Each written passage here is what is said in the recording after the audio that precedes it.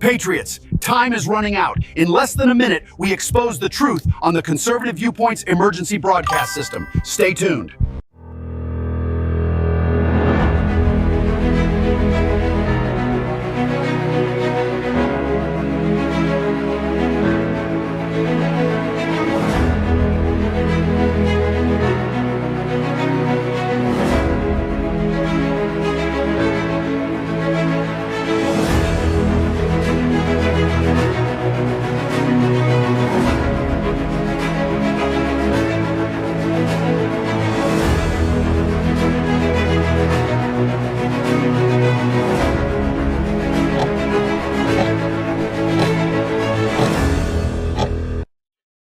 You know, they have completely and totally lost their minds.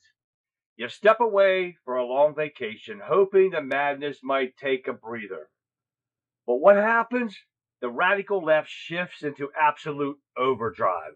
Socialism has grabbed the steering wheel of the Democratic Party, and the level of blatant, unapologetic corruption that we are seeing right now is off the charts.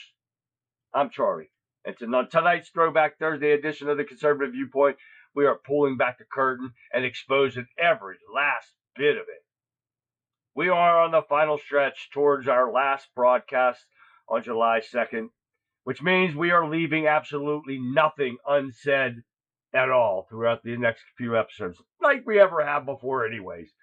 But before we get into the main event, there are two massive stories the mainstream media is trying to bury, and we're not letting that happen. First, we have to take a look at the deeply disturbing developments in the Nancy Guthrie situation. The details surrounding this ransom note are chilling, the timeline is highly suspicious, and the lack of transparent answers is unacceptable. We are going to break down every piece of evidence we have on this tragedy, or this tragic and bizarre case.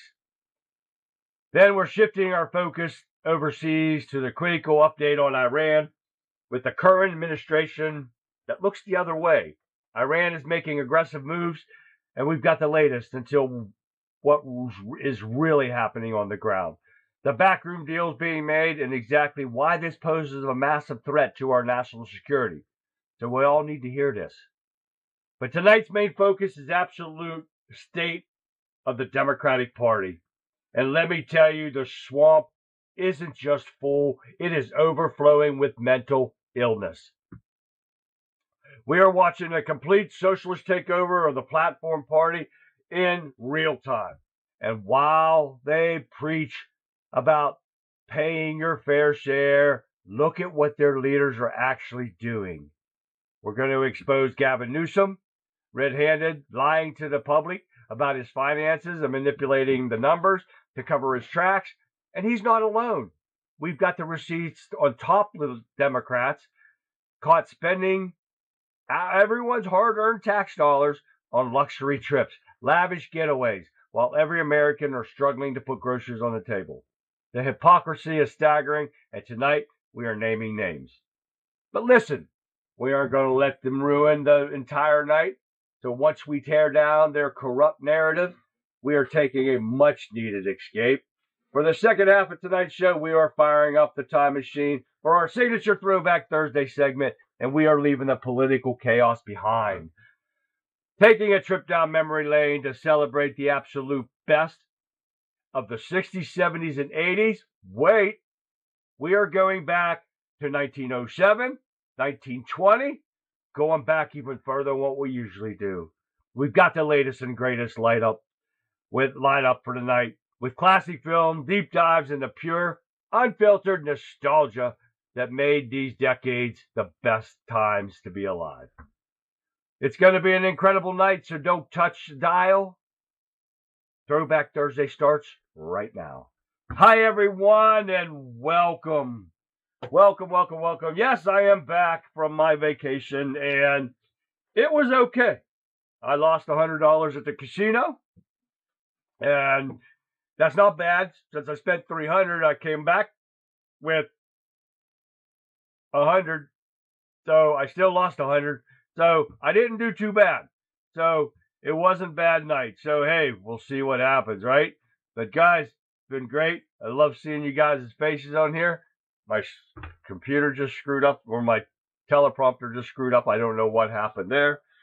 So that should have never happened. So I'm going to have to get that and see what happens, because my remote's not working. Well, hell, well, that's not a good thing. So I'm going to have to go over there and see if I got some things here while we're playing a show. I'm going to have to see if I got any batteries, because my batteries just went dead. And that doesn't help me none when I have to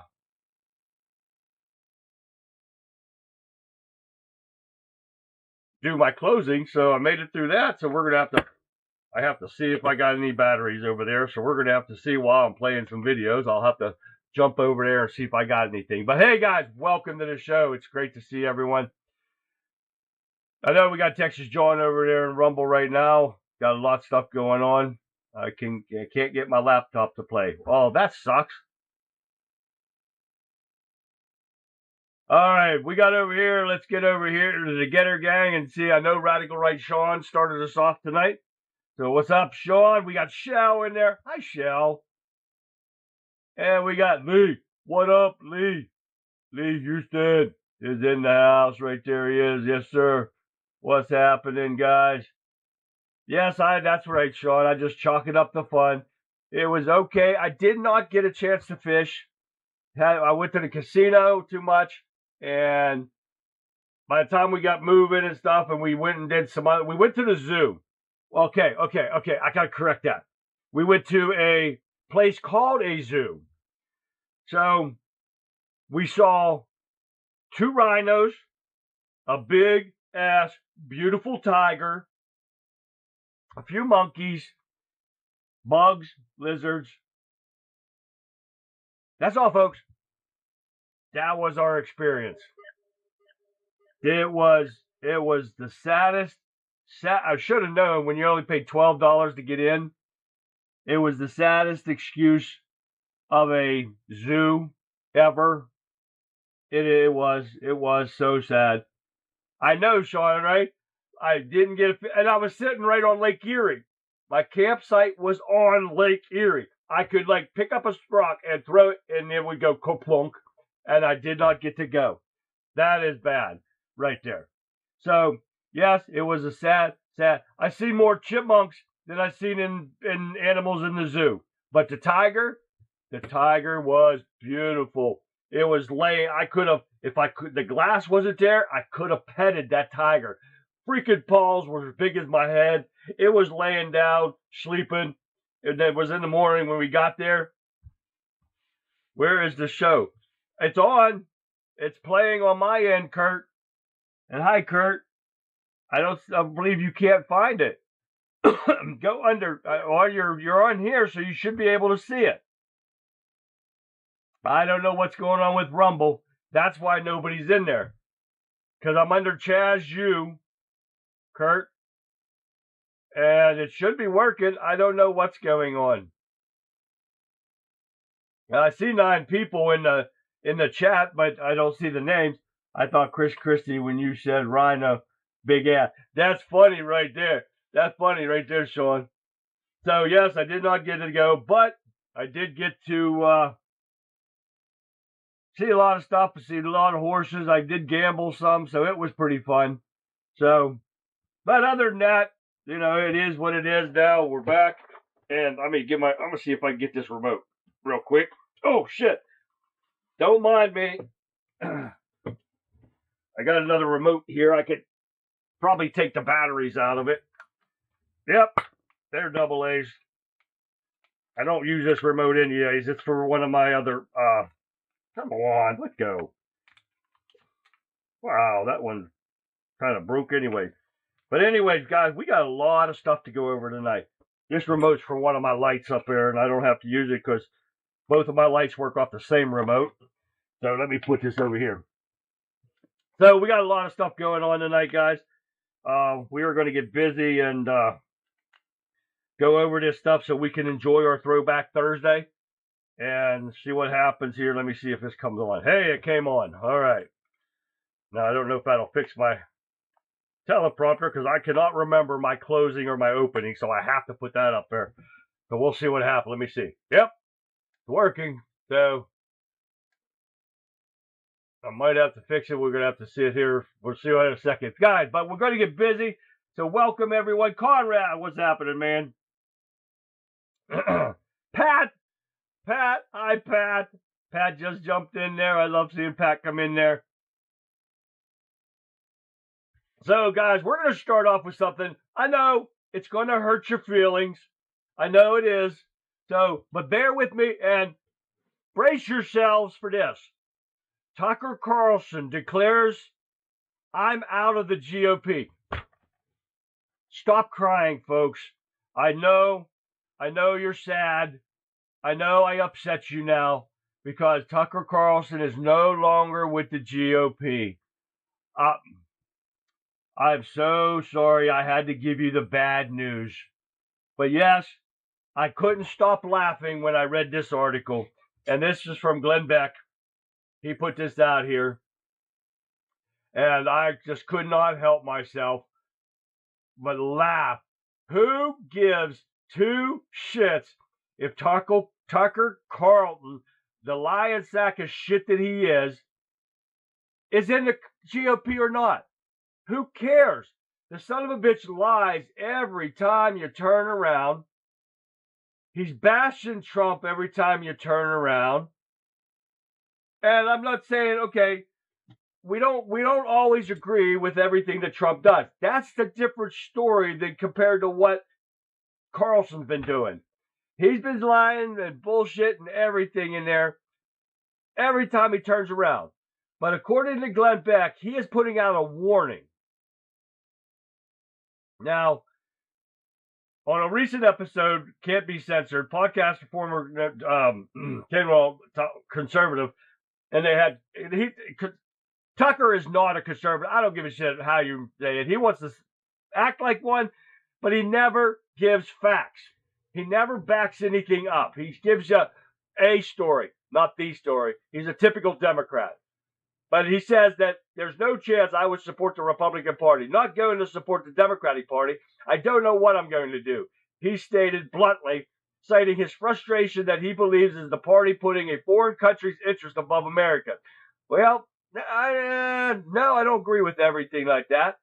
But Glenn Beck issued a warning to both Washington Republicans and conservative voters. Addressing Republican politicians, Glenn scolds, I told you this would happen. For years, I have said this. I said that they would come when your own people would stop defending you, when their loyalty would run out, when the other side is worse, doesn't work anymore. Glenn argues it isn't just about Trump. It's about common sense policies and national strength.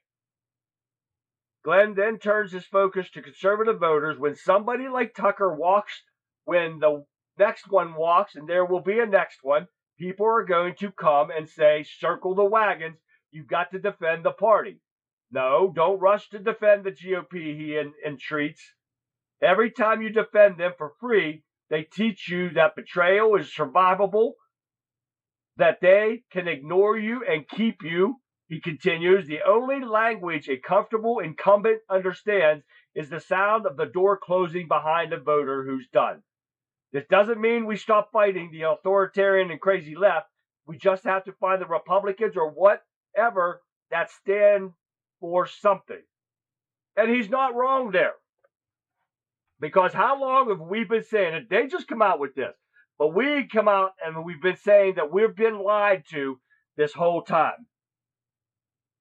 What do balls and batteries have in common? The equipment don't work when they're out of juice. Oh, Conrad. Oh, that was good right there, Conrad. That was funny. Follow the one who fills his pockets. Exactly, Pat. So isn't this just funny how what Glenn Beck's saying now, what we've been saying for months, that we can't have a Republican Party have no balls to back anything up. And that's who we need to find. We need to find a party that will actually stick up for the laws and convict the Democrats of the laws that they have been breaking. But we don't have that. So we've got to find the Republicans that will actually do it. And Glenn Beck is right. But I just thought it was funny that who gives a shit if Tucker Carlson is in the GOP or not? I sure don't. And I'm pretty sure a lot of you feel the same way. And Tucker Carlson is just a drip. And he should just walk away and just fade into the night and don't even worry about it, because we noticed that when he didn't get a position on Trump's administration, how he twisted everything around, and now he turned his back on Trump. We said that months ago. It wasn't like yesterday we said that. Now, another one, a good thing I don't mention a lot about, but I believe in this and I watched this. Supreme Court hands a Second Amendment win to concealed carry holders in blue state of Hawaii. Yes, sir, Bob. They've come out with a lot of rulings today. Not one on birthright citizenship like the fake news media was saying they were supposed to. Even Fox News and all them said they were supposed to come out with it, which they did not yet. I will bring up more of what they did later, but the Second Amendment one is what I wanted to bring up now. So that's what we did. So, hey, hell. Yes, Conrad. Yep, Shell don't care. Tucker Carlson. Exactly right, Conrad. Now for the sad news of Nancy Guthrie and the ransom note that included an apology for accidentally killing her.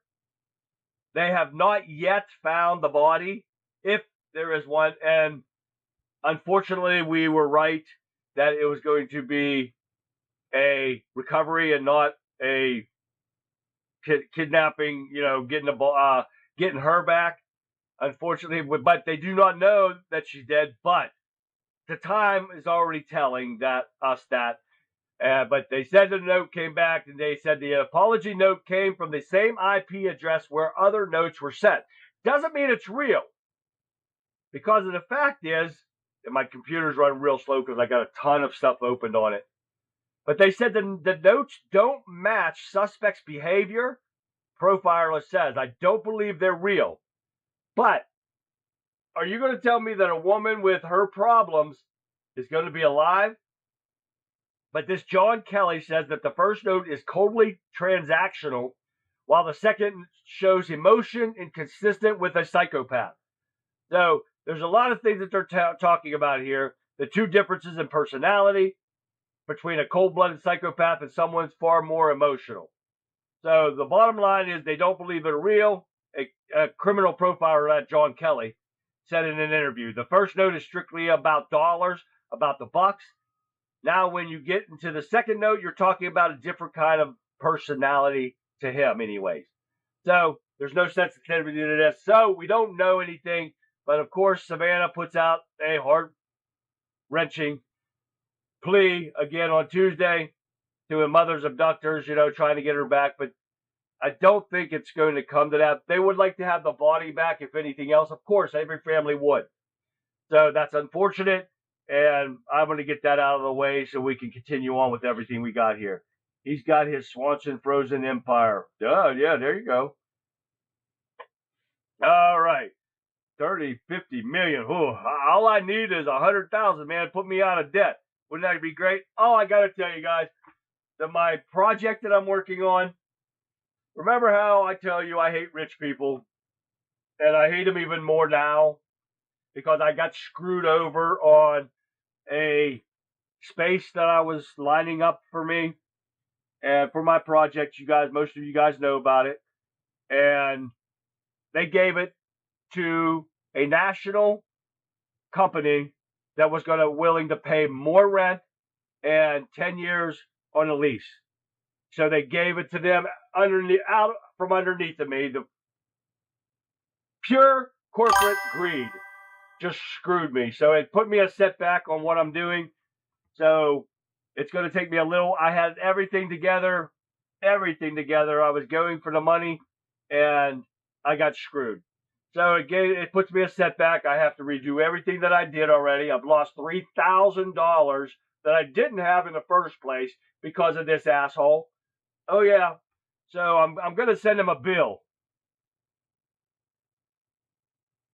No, Pat, we just got a he sent me a proposal letter. I signed the proposal and I sent it back. But I already did all of my marketing on this spot. I made 100 shirts at $22 a piece, and I lost a ton of money. So I think I'm going to send them a bill, and for my time and everything and all the stuff that I destroyed already because of this guy, this asshole, and now he's going to cost me hundreds of thousands of dollars if I can't find the right space, if I can get what I need to get done. No kidding, Sean. That would be nice. So, yes, so there's going to be a little hold up on my project. I will keep the guys informed that want to keep informed with me after the show ends next week. So, no, nothing was binding, unfortunately, Pat. I wish it was that true, but I think I might be able to get away with him paying my bill because he's cost me $3,000 right off the bat of stuff that I had to get destroyed because I had the address already on them. Flyers, shirts, and everything. So I'm going to send him a bill, see what happens. All right, on with the show. Senate, get this one here. This next couple of articles I'm talking about. The Senate passes Iran war powers resolution in a symbolic rebuke to the Middle East conflict, right? Now, this was, and the dates are important on this. This was June 23rd, which is only 2 days ago, at 4:22 p.m., right? So then we're going to move on when my computer catches up, because they had a closed-door outburst to turn into victory for Trump's Iranian negotiations. They've already passed it, right? So on June 24th at 11:02 p.m., Trump went crazy on the Republicans that voted against him to take his war powers from him. Now, if somebody can explain to me, hey, Bobby, I see Bobby got in there. What's going on, Bobby? If somebody can explain this to me, because here you heard me June 24th at 11:02 p.m., right? Trump went off on these Republicans. Now, this goes back to the 23rd, but that was just that Trump said that Iran fully agreed to a nuclear inspection, which is not a big deal. Now, the next one is the one I wanted to get at as soon as my computer catches up again. Where the hell did it go? Oh, stop. When this thing runs, what the hell happened? But they sit there, but they passed it in the Senate to stop Trump's rule. But then it came back and said they voted and they killed the war powers resolution the Democrats were putting through. 4 Democrats helped them pass it, but then all of a sudden they changed their minds and they went back again and took it away. How does that happen? This was the Senate, folks. They voted on to reduce his war powers so he couldn't go back and attack Iran again. But then all of a sudden, the same night, they voted and it failed. I do not understand how that happens when the House already passed it. It went to the Senate. They said they voted on it.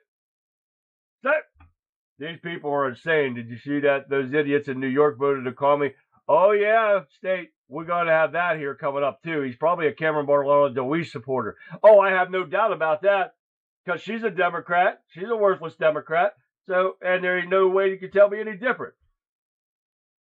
But this is the stuff that they're doing here. Let me get this back up.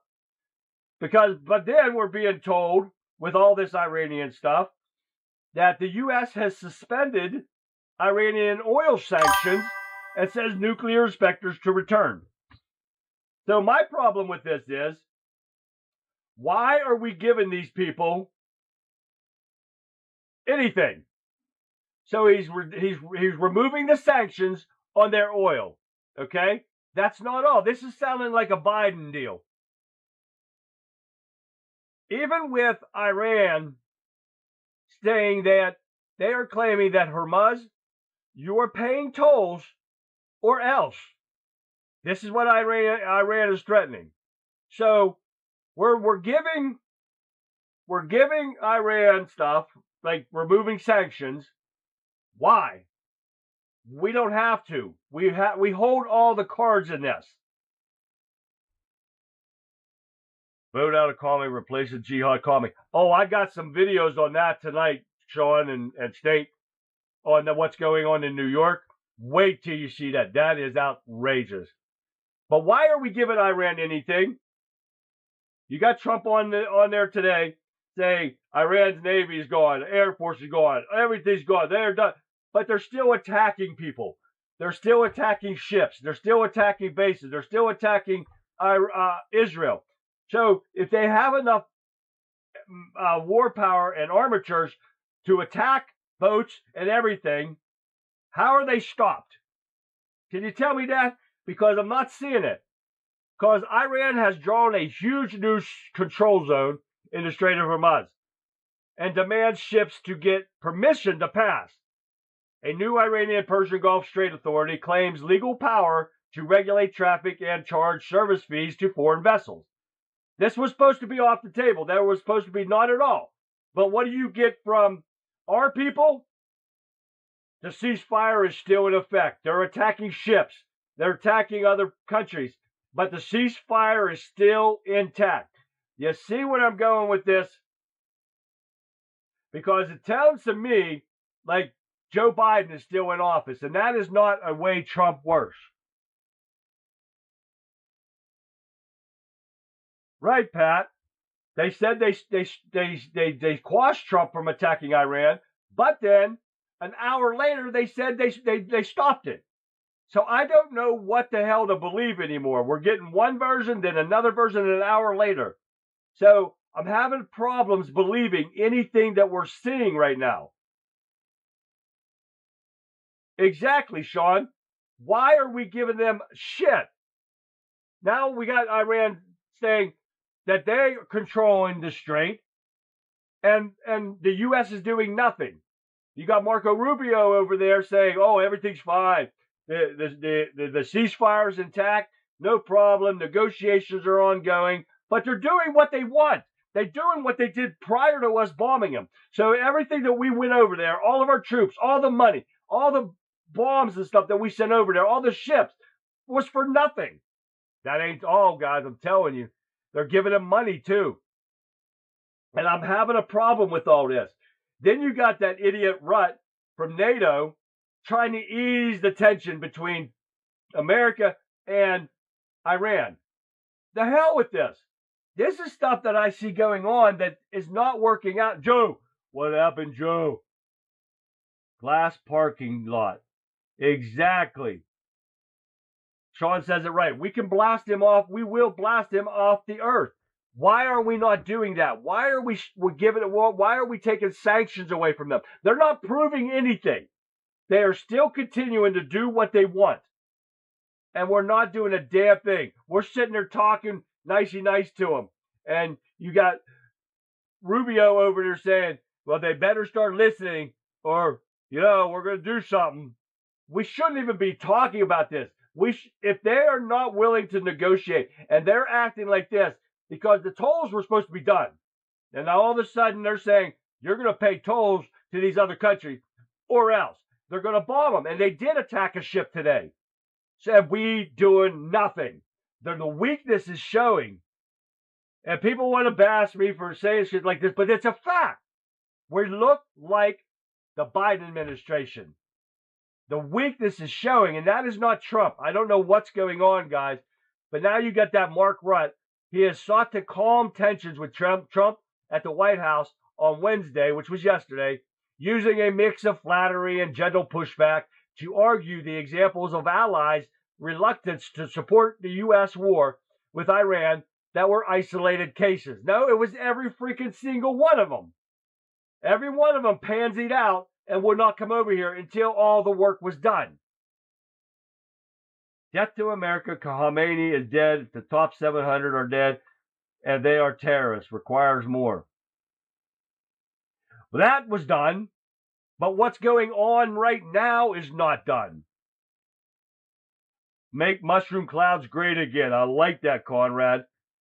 I also saw where the Justice Department quashed the voter ID needed for elections. Oh, not the Justice Department. Another activist judge did, Pat. Oh, yeah, and they said permanently. And no, the Supreme Court ruled in different than that too, Pat. And we got all that coming up here real shortly, Pat. We'll talk about that here in a little bit. But this is the stuff that's going on right now with Iran. There's just so many mixed stories going on right now with Iran doing this and doing that. We're doing this and giving them money and removing sanctions. We should not be doing a damn thing. And Trump said it himself, until they prove themselves to honor the ceasefire. And they're not. That's where I'm getting really confused about what's going on. So now we are getting into the Circuit of Appeals courts and what Pat was just talking about. Circuit of Appeals Court allows Trump to speed up illegal alien criminal deportation in a huge win. Let me get rid of this.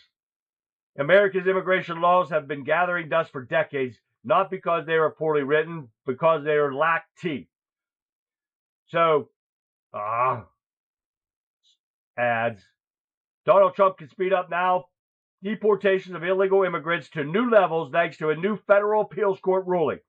The D.C. Circuit Court of Appeals issued a decision Tuesday allowing federal immigration agents to quickly deport illegal immigrants who can't prove they lived in this country continuously for 2 years or longer, according to the New York Times. Previously, federal authorities could only make the speedy removal when detaining illegal migrants at the border. Now that is one. Now the second SCOTUS ruling today paved the way for Trump administration to end temporary protective status for Haitians and Syrians. Oh yes, this just passed today. In the fourth and final decision issued today, the Supreme Court ruled that Mullen and Doe, a case concerning whether administration may terminate temporary protective status, is major majority. Samuel Alito and the court held the challenges. TPS beneficiaries from Syria and Haiti were not entitled to interim relief, blocking the termination of the TPS designations. That is number 2 win for today. Number 3 here, we got another one coming up as soon as my computer catches up. Yep. Alligator Alcatraz is shut down, according to Florida Governor DeSantis. They said they shut it down. He said it was always going to be a temporary thing anyways, so they ended up shutting it down early. And they won't. The crazy bastards strap boys to themselves and blow themselves up just to kill. Got that right, Joe. And another one. Supreme Court also rules that asylum seekers may be turned around at the border. Yes, sirree, Bob. They sided with Trump again on this, but they did not rule on birthright citizenship yet. All the fake news media was putting out there that they were supposed to come down today. It did not come down. So that is the ruling that came down today. They had a couple other ones, but didn't deal with what we were putting on the show tonight. So yes, they can put out illegal criminals the hell out of here. They don't have to let them through, and the asylum seekers and through. So it's a law. Now these dumbass lefties are going to freak the hell out because they are already freaking out what's going on. Why should put traitors there? Yeah, that's what they need to do, Sean. Keep Alligator Alcatraz over and put these Democrats in there. That's all they need to do, because right now we're getting into the segment of the show where the Democrats have completely lost their minds. And wait, I got a whole shitload of stuff you guys are going to wait to see. And it proves everything that we've been saying forever, that how these Democrats are losing their mind. And the first one up is Senator Chris Murphy. He floats a wild theory. This is a conspiracy theory from the Democrats. This is a fact of conspiracy theory. Is that a fact? A conspiracy theory is not facts. but it's a fact that they are throwing a conspiracy theory. Now he is saying that Trump is being paid by Iran regime. Oh yeah, that's the first one, guys, believe it or not. These desperate Democrats were willing to lie, cheat, and steal to try to regain power so bad that now he's going to say that Iranian leadership is paying him. Oh yeah, that's one. What else we got here? Oh, wait. We got activist judges along with the crazy-ass Democrats because they fit right in together. So the first activist judge, Obama judge, has permanently, and this is probably where you heard this, Pat, permanently blocks Trump's proof of citizenship requirement to vote.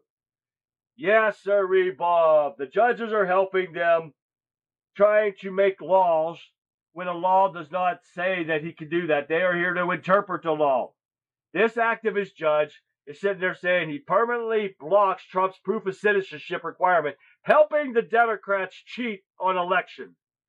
And we're not finished with these activist judges. Now, another activist judge blocks Trump's mail-in voting executive order. Yes, sirree, Bob, you heard me right. Yes, Bobby, it's big bullshit, right? So now they are continuing to help the Democrats cheat through elections by making up the laws as they go along when they don't have the authority to do so. This federal judge in Boston, of any more places, blocked the implementation of Trump's executive order aiming tightening rules of mail-in voting, preventing it from forces ahead November election will decide control of Congress. Oh, yes. He said the same thing that comes out of the Democrats' mouth. It's voter suppression, coming straight from a dumbass Democrat. So this is what we're seeing along the board. But guess what? We're not done yet with activist judges. Now, another activist judge, what do? They side with the welfare bums. Yes, we, the taxpayers, we have to continue to pay for their sodas and their candy while they feed off of our money. Yes, another activist judge doesn't want to stop the welfare bums. Why? Because they're Democrat voters. Yes, so they can continue to eat lobster and steaks and candies and pops and energy drinks all on our dime. So, have I pissed you off enough yet? Showing you the facts of all these activist judges and what they're doing. Snap just like that. No more snap. Exactly, Bubby. Back to work. Hate missing any of those back Thursday. Good night. Aw, Joe. I'm glad you stopped by, Joe. But yes, guys, this is what these activist judges are doing. They're protecting the Democrat voter base by not stopping this. But guess what? We are not done yet with the activist judges. Oh, yeah. Biden-era judge now blocked ICE from arresting illegals at immigration court. Yes, sir, Reba. They are making laws up as they go. They are not to make laws. That is what Congress is for. But these guys decide they're going to make the laws as they see fit. Oh, yeah. So this immigration judge now says, nope, ICE, you cannot come to the court and arrest anybody. Show me the law that says that. But this is another activist judge protecting illegal criminals over American workers, American citizens, legal American citizens. This is what we're seeing. What about the one flaunting her $3,000 worth on EBT purchases, and you know she's going to take it out and sell it off for cash? You got that right, John. That's what these people do. And I've seen businesses say that. We'll buy your food stamps. Oh, yeah. At like 50 cents on the dollar or a quarter on the dollar. And they do nothing about it. Oh, guys, I forgot to tell you. And we're going to get into these Muslims here in a second. But guess what?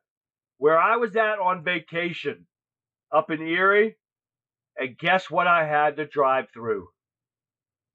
A Muslim neighborhood.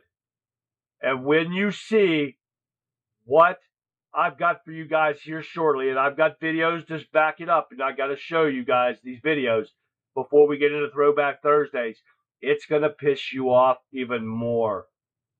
I had to drive through a Muslim neighborhood, and they were all lined up on both sides of the road, and in their freaking garbage bags and stuff on their, the head, and then doing their prayer bullshit. And my God, I just wanted to, and oh my God, it's not good, guys. It is not good. And if you saw what I saw and what's happening in New York and everywhere else, guys, we got to wake up. Did we not warn everybody if people do not get out and vote, what's going to happen? It's coming up here in a second. All right, let's get past this guy. Now, here we go. We're getting into what I'm talking about right here. The Socialist Party has taken over, and it's coming to a state near you. The Democrat Socialists are ascendant in New York. And we said before that if the Republicans, conservatives, do not get out to vote, what was going to happen, right? They already started in New York by hiring McDummy, the Muslim jihadist that he is, right? Now it's getting even worse. The woman that they just voted in are calling for jihad in the United States. I'm going to show you the video here in a couple of minutes. On top of all this, congressional Republicans are trolling Hakeem Jeffries with a gift after a very bad night in New York. Oh, yes. Because of the socialists are taking over the Democrat Party, it's not a good thing. So we might even use the S version rather than the lowercase socialist counterpart. After all, two of McDummy's preferred candidates, Clara Valdez and Daraliza Avila Chevalier, known Democrat socialists, won in the defeat in New York to beat out Big Nose Goldman. Oh, yeah. They took him out, which is funny as shit. So I don't like Goldman anyways. So that was funny as hell. But the fact is that these wins for New York are not a good thing. So you guys got to watch what's going on here. And if people do not come out in November, this country is done. It's done for. And we got more coming up. And this one here is where I'm going to start showing you videos. Because the idiots of The View are praising communist overlords of the DSA. And what the DSA is, the Democrat Socialist Party, it's not good. And I'm going to show you 5 videos of The View coming up here in a second. Because they are praising all this and what's going on. And wait till you hear what they're talking about. This is the most horrendous thing I've ever seen. And we've warned people for how long, guys, that we have to get out and vote. It was just not me, it's all of us. That we warn people. We're trying to get the word out to people that they have to get out and vote, because socialism has been proven time and time again that it does not work. Now, New York is totally about that. And then when I said about the Muslims and everything, I'm going to show you those on through all this whole thing, because of the fact that what's going on is a danger, a very bad danger to our national security. First, I'm going to show you the 5 videos of The View. Take a listen to these real quick. Here's the first one. Obviously, New Yorkers are not watching Fox constantly, and so they're not afraid of the term democratic socialism. If I fall down, I want an ambulance. If my house is on fire, bring your hose. You know what I mean? Yeah. We are looking, I want I'm not scared of the term. I think they're scared of the term in this country. But Social Security is a democratic socialism. Partly unemployment insurance is. The people who pick up your garbage, the people who take the fire out at your house, all of these things are democratic socialism. And there's a major reaction formation going on right now. If you see, we'll see soon, we're talking about it later, about Republican senators are turning, congressmen are turning on Trump. And people have had it with this right-wing, nasty politics that we've had to subject ourselves since this guy got into office. Well,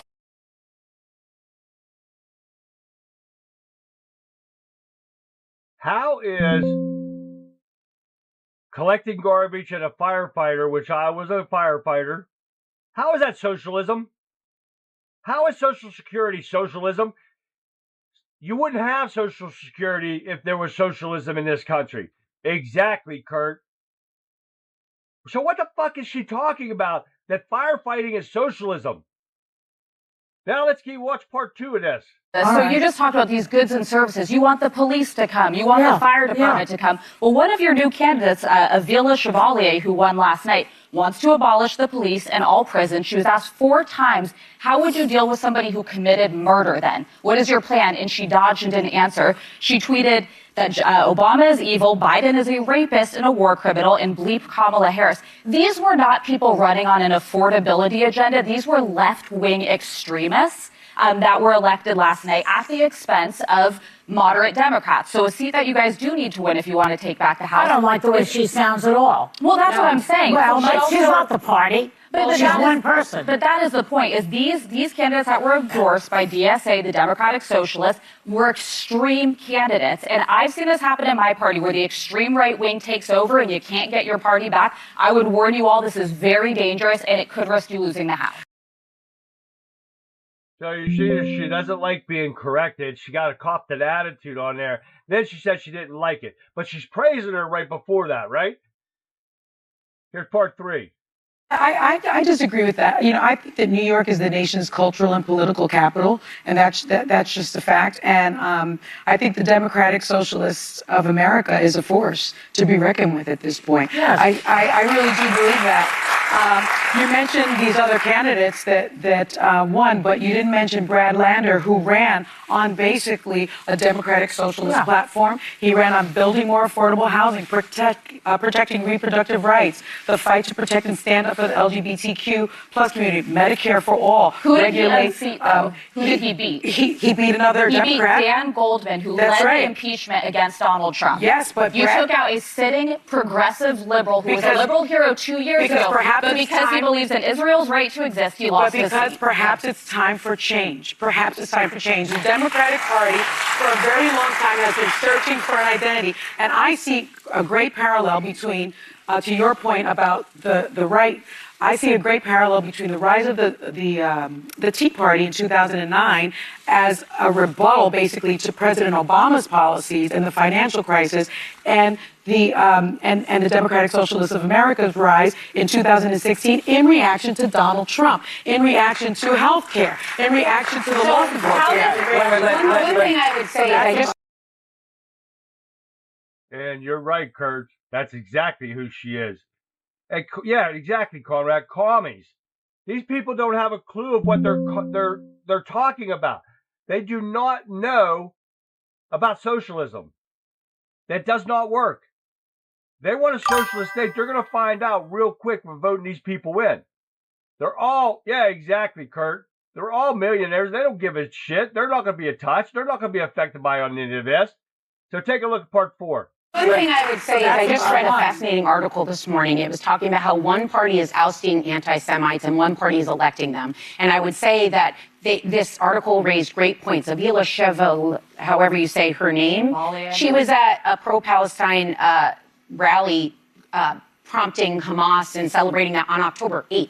Of 2023. These people are not afraid to they don't only not denounce, they actually espouse these beliefs that everything Israel does has influenced our world. That's not going to fly in New York City. Well, no, it is right now, actually. You're not implying to be pro-Palestinian and... No, there were pro-Hamas It was on October 8th. October 8th, the only thing that had happened is that Israel had been attacked and people had been brutally murdered and raped. And so on October 8th, I don't think there needed to be rallies cheering on Hamas. You're calling her an anti-Semite? Oh, I'm going to full-blown call her an anti-Semite. She would proudly call herself that, trust me. Dan Goldman, who we just spoke about, was refused coffee at a coffee shop because they said, we don't want money from this individual American human showing up at a coffee shop because they think it comes from AIPAC in Israel. When we start normalizing these crazy conspiracy, I'm not, but just listen to who I'm talking about. He was refused coffee over someone saying, vandalized. Yes. So wait a minute. So one coffee shop is normalizing it? No, his office was vandalized with anti-Semitic slurs in New York. Like, so one thing I would say the right is doing right now is the extreme right and the extreme left are meeting about anti-Semitism. They hide under the cloak of we're criticizing Israel, which some people who criticize Israel are not anti-Semites. All anti-Semites criticize Israel and use it as cover. As you always say, a racist doesn't say, hey, I'm a racist. They also don't say, hey, I'm an anti-Semite. But all of that does not bring down the cost of bread, which is what people are focused on. My point here is, though, that's the mistake the Democrats are making. Affordability and the separation between the haves and have-nots, that is fair. All Americans want to be able to afford groceries and health care and have good education and all those things. That is not what these people are running on. These same Democratic socialists last. This is the stuff that we're putting up with over and over again with these people. The last part of it, you guys, this is what's crazy. They're praising the socialism that's going on. And those dumbass people that are clapping in the audience, they're stupid as hell. Take a look at this.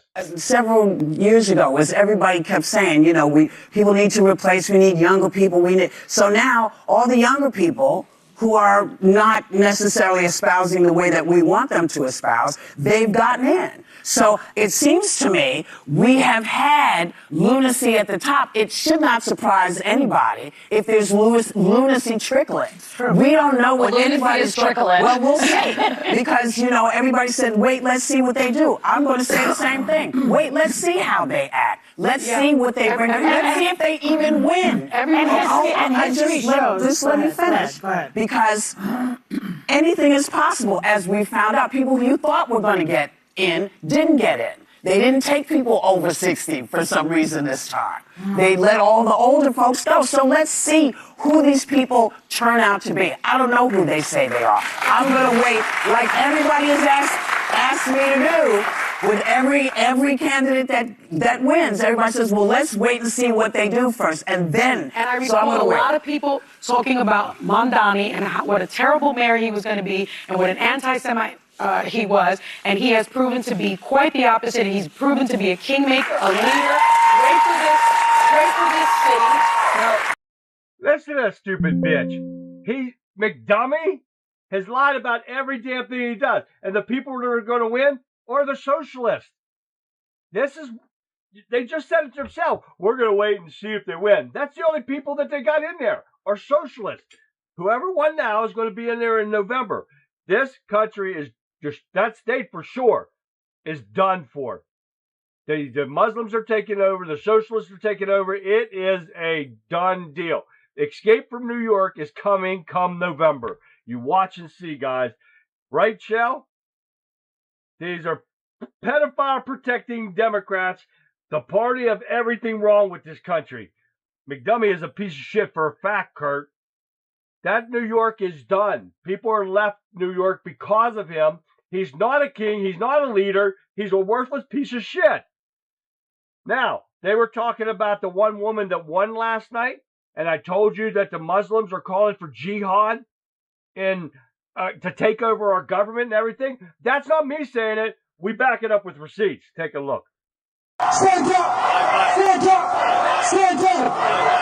Resistance is justified when people are occupied. Thank you to all of those who are resisting occupation from the streets of New York to the streets of Palestine.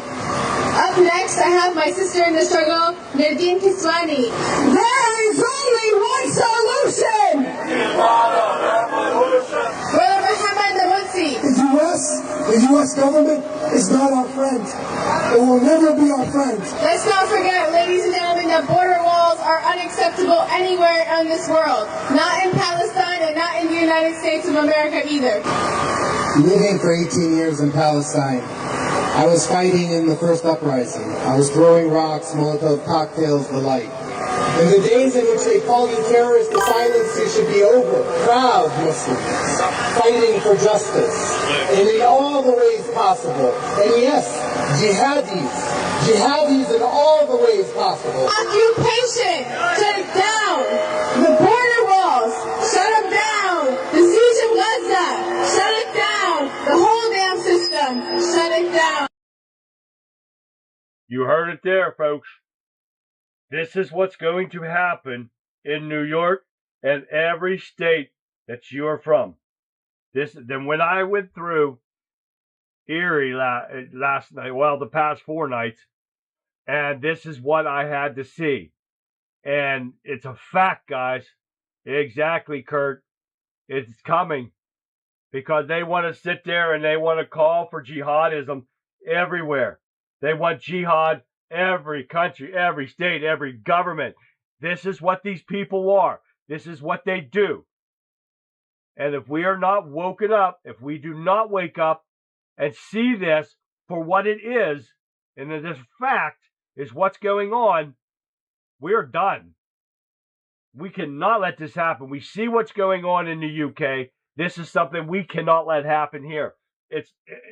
I'm sorry, folks, but I'll back everything up with facts, and I just did that. So this is what's happening here, guys, and I hope to God that I'm wrong, but I don't think I am.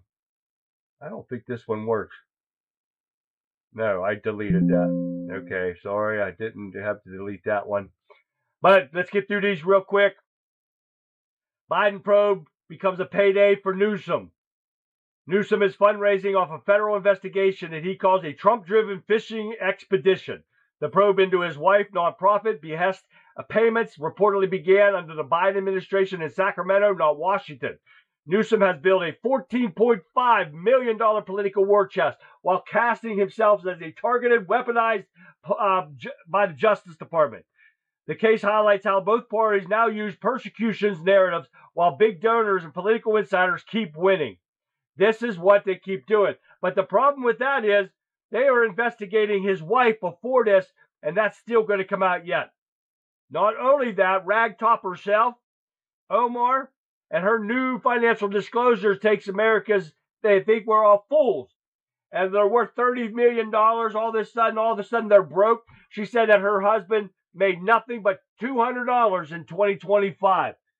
Oh, yeah. Made no money on that wine place that they had. None. Not a dime. Doesn't make anything with that little place that he works for now. Makes no money whatsoever. Oh, yeah. This is what's going on. And what are we seeing that our Republicans are doing? Nothing. Again, nothing. Martial law will put a stop to these bullshit. Kurt, that's exactly what they need to do. And this problem with that is this got to stop, man. There's just too much crazy stuff going on, guys. And I'm showing you the rest of the craziness and how these Democrats have lost their minds. Here's another one. Oh, this is about Gavin Newsom and his wife. And they're investigating his wife over possible shady finances. Sorry, I got that mixed up somehow. But that was part of that other one I was telling you about. Then, so he wants to sit there and try to blame it on Trump when this investigation had nothing to do with him and didn't have anything to do with Trump. It all had to do with his wife, Newsom's wife. So the more lies and the crazy mental freaks of these Democrats are coming out. Not only that, we've got Tallarico out of Texas and how he says he hates Christianity. Oh, yeah, he did. He says Jesus called wolves in sheep clothing. This is Tallarico. This is what he's trying to get in through Texas. Not only that, what else we got here? This Democrat senator is accused of using campaign funds for personal trips and spending. This is more Democrats. Senator Ruben Gallego of Arizona. Doggone pop-ups. He funded a trip to the Super Bowl with cash from his joint campaign account he shared with the disgraced former Eric Swalwell. According to reports from Politico, Gallego used campaign donations to fund a number of private excursions, including child care expenses, family trips to Disney World, in addition to Super Bowl, whatever, in Glendale, Arizona in 2023. I can't read those damn numbers like that. LV2. What is that? LVII. I don't know what that is. I can't tell you what that is. But yes, more Democrat corruption, and what's going to happen to him? Probably not a damn thing, but I'm guessing. Everybody forgot today's show started earlier. I think so. But I put the ad out so people could see it. So, yes, Ruben got, there you go, Shell. He's a worthless piece of shit, too. All right, here, what else we got? Texas Democratic candidate and music star Bobby Pulido performed alongside a child molester for years. What did we say about Democrat Party and the pedophiles? They protect pedophiles? Yes. This congressional candidate, Bobby Pulido, is facing criticism that he performs with a child molester for years. Oh, yeah. And he said didn't know anything about it. Yeah, right. Pedophile gets it. They don't care. They are the party of pedophilia. So this is what happens with them. They do it over and over again. Something faggot. Oh, yeah, something faggot? Uh-oh. They forgot. Yeah, they forgot the show started early. Well, that's nice, Sean. That's a record we haven't had for a long time. Damn.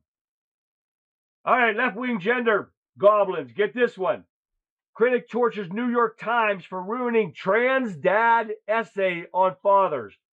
Yes, these people put out a Father's Day message and saying that they're trying to teach their kids about women being dads. Oh, yeah. And pedophiles and all this stuff. Trans identifying women. Zach discussed both of her in image, fatherhood, and daughters' absorption and the corresponding lunacy. These people think that they could call a trans person a dad when he's a woman, or a woman when he's a man. This is the disgusting stuff that these Democrats are doing, and they're protecting, and they're allowing this to happen. More crazy people, Democrats. Wonder why these people have lost their minds? Because they're all mentally ill. All of them. Every damn Democrat they have out here has a mental problem. If you didn't, you wouldn't be protecting people like this. You wouldn't protect pedophiles, and you wouldn't protect terrorism. You wouldn't protect anything that these Democrats have been doing for years. And Tallarico, this got screwed up too. Tallarico is also claiming that elections won't be fair and exposed for opposing election integrity. More Democrats trying to cheat, and this is another part of it. When he hates Christianity, and now he hates the fact that we're trying to get IDs to vote. Because, of course, another perfect Democrat right there. No, it never stops. And on one more thing. Fast and Furious 2.0.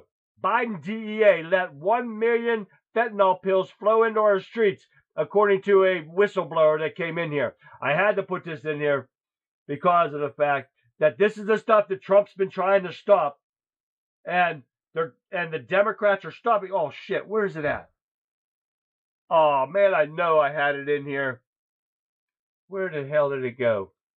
I know I had it. Oh, I did not download it yet. I have to download this one for you real quick, guys. Sorry. And this is Schumer, that you guys gotta hear this. And when I get this for you, it doesn't take me but a second to do this. Let me find that. Oh, it's over on my E drive. Let me go over here. Where are you at, you dumbass? Schumer. You guys got to hear this, because all this said and done, and what's going on with everything that I showed you, and I meant to do it, but for some reason, excuse me, one of my download programs screws up and puts the video onto my, oh no, that's not it. Puts the video onto my computer and does not let me delete it. And I cannot stand this when it does that to me. because I can't get them off of the computer. And videos use a lot of memory in your computer, and I cannot delete it no matter what I do. Where the hell did it go? And one of them has Joy Blowhard on it, and I can't get that off my computer either because of this. Where the hell did it go? And I cannot stand seeing her face every time I bring up my drive. And it is on there. Up here. Wait a minute. No, that's something about the Weiss. That's not right. Damn it. I know it's here. Where the hell did it go?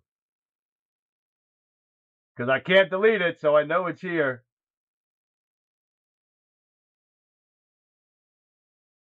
Nope. Tim Walls.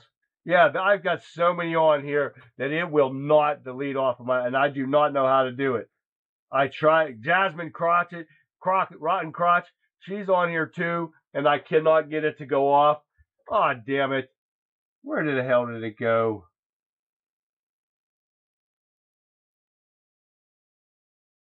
I'm sorry about this, guys, but I Frozen Sign Master. Nope, that's not it. Oh, here it is. Leader, can we ask about the elections in New York last night? Does it feel like New York is being taken over by socialism? Get this. Bottom line is we have great enthusiasm of Democrats to beat Trump. Moderate regions, like moderate races, like in the governors of New Jersey and Virginia. Time is running out. Wow, that's crazy right there, right? Let me, I have to stretch that out. But listen to what he says. This is what the Democrats are worried about. With everything that I just showed you, remember everything that I just showed you that's going on with the Democrat Party? Wait till you hear what he says about this. What they're most concerned about. Leader, can we ask about the elections in New York last night? Does it feel like New York is being taken over by socialism? Bottom line is we have great enthusiasm of Democrats to beat Trump. Moderate regions, and moderate races, like in the governors of New Jersey and Virginia, and progressive, like New York. We are all united in stopping Trump. A lot of establishment candidates lost their race. Endorsing the three candidates from last night in the New York primary. About the candidates who lost their race, it feels like he's going after establishment folks here. I mean, are you concerned about your own race coming up? Do you still feel like this is the same party that you once elected you 50 years ago? We have a great unified party, and we're going to stop Trump. Are you worried about your political future now? That is what they are concerned about. They are concerned about stopping Trump, not stopping socialism, not stopping terrorists, not helping the American people fix what they screwed up. The prices and everything, the inflation, everything that they've screwed up, that Trump's trying to fix. This is what they're worried about. Stopping Trump. And you heard it yourself right there. Not worried about the Muslims taking over. No, not worried about that. They are worried about stopping Trump. Trump is gone in a couple years. And they're worried about that, not fixing this country, not stopping the takeover of our country. Nothing but stopping Trump. This, you heard it yourself, folks. Not me saying it. Not a conspiracy, right? You heard it yourself right there. And that's why it was so important that I showed you this, guys. Because this is what they're worried about. And this is what we're dealing with. Right? Oh, yes. So it is time, folks. It is time to forget about everything that's going on and let's have some fun. Dial up that static and that golden radio sound. Let's take a trip to solid ground. Throwback Thursday. Let's go to the 60s, 70s, and 80s show. Throwback Thursday. Live tonight. 9 p.m. EST. Feeling right. It is time for Throwback Thursday, and everybody's making comments in there right now. And they're right, guys. It is right. The Democrats are done. His ass is toast. Everything is gone. And we're going to sit back now and enjoy the rest of the show on Throwback Thursday, guys. So let's have some fun with what I've got downloaded for you guys tonight, because I did get a lot downloaded for you guys. we don't get through it, okay, that's fine. We got the last show is going to be a red, white, and blue throwback Thursday, as much as I can get the red, white, and blue in there. And my, what do I want to say? My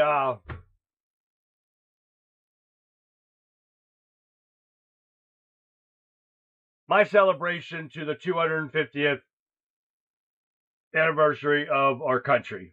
That is what next week Throwback Thursday, and the last show of the Conservative Viewpoint is going to be about. So I hope you don't miss it, guys. And make sure everyone knows it's going to start at 7 o'clock no matter what. And yes, I've got a lot going on. I did a video I put together. I got Flight 93 Memorial for you guys. And I've got some bicentennial stuff. We got a good hour of that stuff, guys. And of course, we'll go through the news one last time before we enjoy the last hour of Throwback Thursday on my last show, guys. So, all right, here we go. We got 70-year-old. Remember we were talking about the little boxes of cereal that you get with the wax that you could put the milk in and eat right out of the box? This is a 70-year-old box of cornflakes. Take a look at these cornflakes. My heart, I have but one desire, and that one is you. No other will do.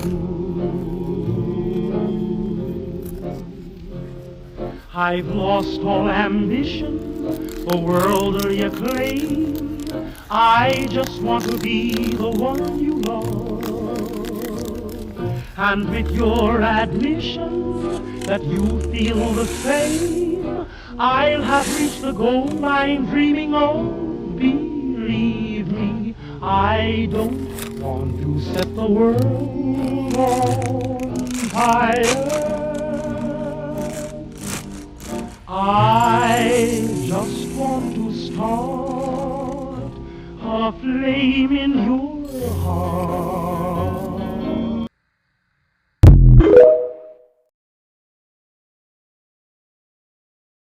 Tell me it looks the same. 70 years old. And that's how well that wax paper stuff helps that. Isn't that crazy? Right? 70 years old. That's crazy. Isn't it, Pat? 70 years old. I had to do that one.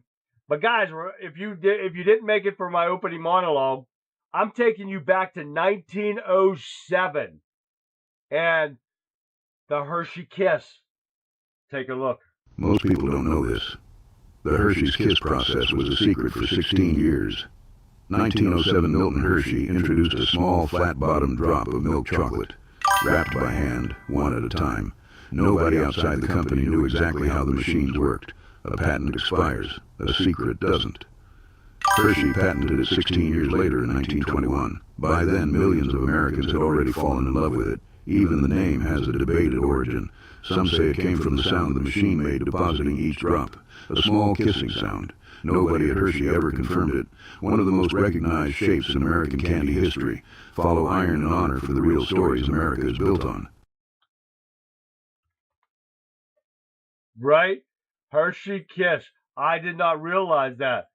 Now, I'm not far away from the Hershey Chocolate Factory, and when I get up that way, that is my favorite spot. I go into that chocolate factory. I still ride the ride through the factory. It's like a little roller coaster ride. You sit in, and they take you through the factory. The smell of the chocolate through this factory, and they show you how it's made. Holy shit! And then you get out. They give you a free little candy bar, and then where do you walk out to? But into the store itself with every piece of chocolate that they ever make inside that Hershey Chocolate Factory. Yes. Oh my God, I love that place. I don't care how old I get. I will go there and I will ride that ride each and every time because I love the smell. I love their chocolate. I do. I can't help myself. But that I had to show you back to 1907 for Hershey Kisses. Right. So if you ever get a chance to come to Pennsylvania, first, come see me. Second, go to Hershey Chocolate Factory. I bet you Tammy knows where that's at, but Tammy's not here tonight. But you guys, first, and me. I'm more important than the chocolate factory. Come see me.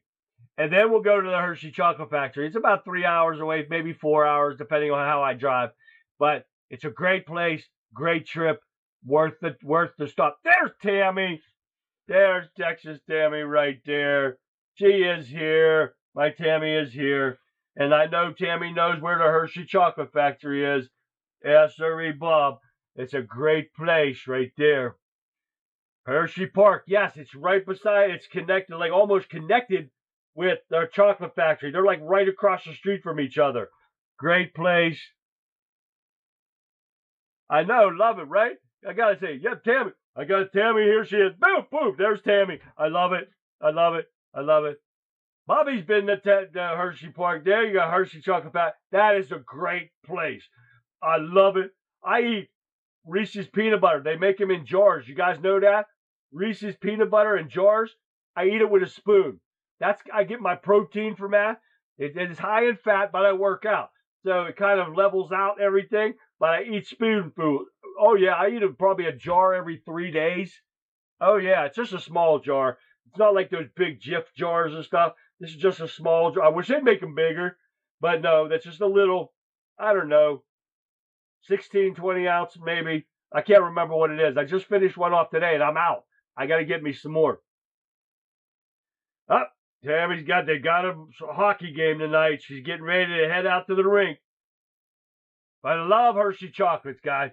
All right, guys, think back to 1976 and the Datsun vehicle. You guys remember the Datsun? Take a look. Hey kids, come on over and try this one on. In your shopping list of what you want in an economy car, be sure to include all these standard features. All 4 Datsun 710s have them. Plus room for the kids and the performance of a race-bred engine. Check the competition. They don't come close. Datsun 710. No wonder Datsun cars and trucks are America's #1 selling import. Datsun saves. Test drive a 710 sedan, hardtop, or wagon with your family this week.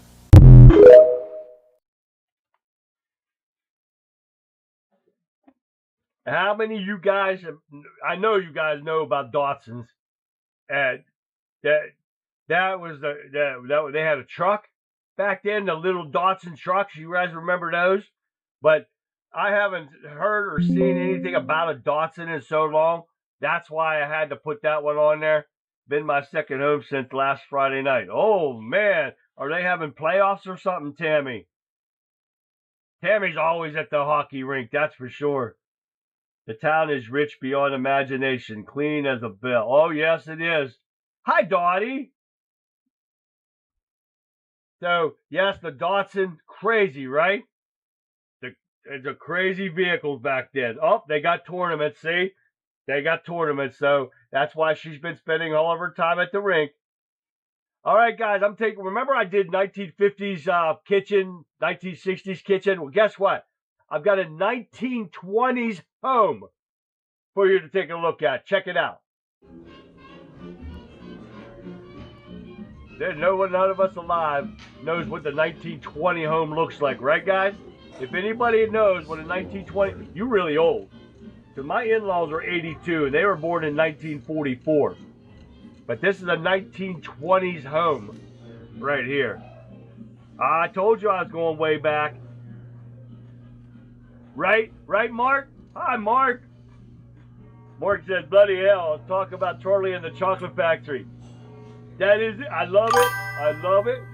That chocolate factory is awesome right there. I wish, Mark, you could come over here and I'd take you to Hershey. Oh, yes, I would. But look at that stove. I want that stove. Did you see that stove? That's the wood fire stove. I want that. But you try to buy that today, it's expensive. Look at that. That's coffee right there. Tell me that wouldn't be sweet right there. See that coffee right there? In there? Oh, yeah. Oh, yeah. I want that stove, though. That stove is beautiful. Right? That's a 1920s home right there, guys. I told you I was going to take you back into time tonight, and I took you back into time. Yes, the golden ticket, Mark. I love the golden ticket for Hershey Park. I wish they'd do that. I go in there anyway, because it doesn't cost you anything to go in and ride the ride at Hershey. You go through, they give you the little candy bar at the end. You don't know what kind until you get there. And then you drop in and you can buy whatever is in there. Oh, it's great. I love that place. That is a diabetic nightmare. It's my heaven. Oh, yes. All right, what else we got? We got 1950s commercial. We haven't done commercials for a while, so here we go.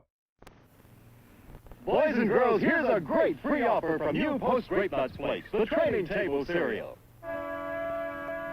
Right now, a plastic scale model of Brewhoff trailers and Ford tractors. Yes, a genuine model of these giants of the open highway is yours free. Free in each of these large packages of Post Grape Nuts Flakes, the training table cereal. There are 5 different trailer models. This giant volume van, king of the truckers, this platform trailer to carry heavy machinery, this all-purpose carry-all, this gasoline transport to supply filling stations, and this furniture van. You can trade with friends, build your own collection, run your own trucking business. Each of the 5 Brewhoff trailer tractors comes in 4 colors: aluminum, red, orange, yellow, 20 models in all. Remember, you get them free in these special packages of Post Grape Nuts Flakes with this picture of the tractor trailer. Look for this special package at your grocer's. Take home new, sweeter, crispier Grape Nuts Flakes, the training table cereal. Start collecting your Brewhoff tractor trailer models right away. Grape Nut Flakes. I like grape nuts. Never heard them called flakes before. But grape nuts are really, you think they're good for you, but they're not. They are really bad for you. Yeah, oh yeah, they're full of carbs. Holy shit. Yeah, I love grape nuts. They're crunchy and stuff. They are not good for you. Hey, who knows the hardest gum on earth? To me, that's what this is going to be. But we talked about it before in the show. I mean, we probably talked about it 1,000,000 times on this show.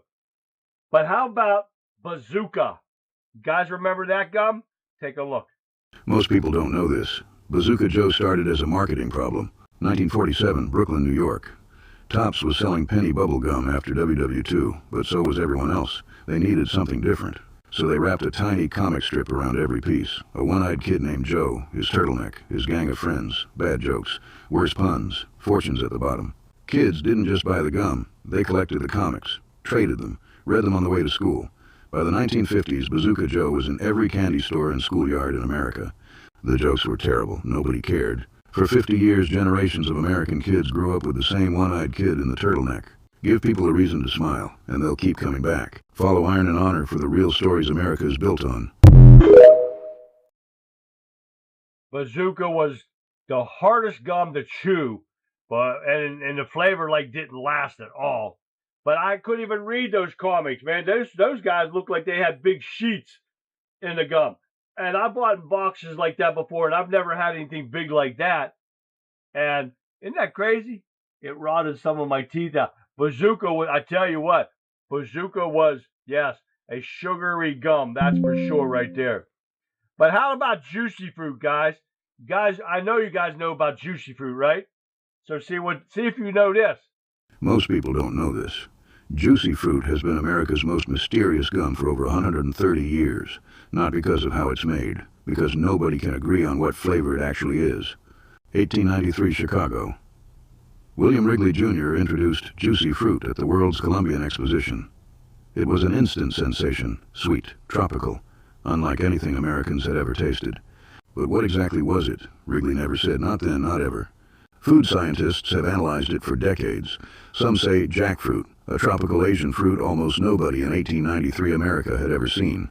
Some say a blend of banana, peach, and citrus. Some say it was based on a specific tropical fruit blend that no longer exists in commercial food production. Wrigley's official answer, a unique blend of fruit flavors. That's it. That's all they've ever said. For 130 years, Americans have been chewing the same stick of gum, arguing about what they're tasting, and Wrigley never blinked.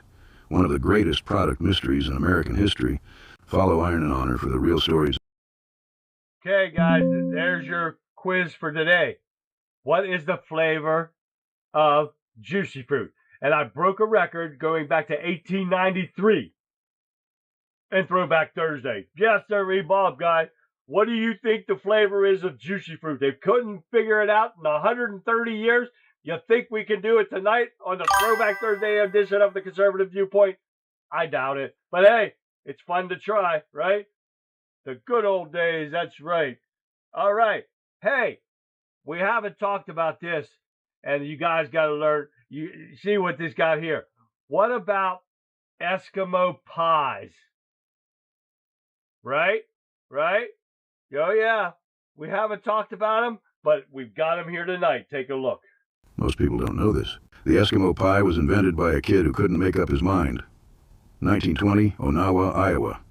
A young boy stood at Christian Nelson's candy counter, couldn't decide between a chocolate bar and ice cream, only had enough money for one. He left without buying anything. Nelson couldn't stop thinking about it. What if you didn't have to choose? He spent months trying to get chocolate to stick to ice cream. It kept sliding off. Then he tried cocoa butter. It worked. A chocolate shell that snapped when you bit into it. Cold ice cream inside. He patented it in 1921. Within a year, 1 million sold every single day. A boy who couldn't decide created one of the most beloved summer treats in American history. Follow Iron and Honor for the real stories America is built on.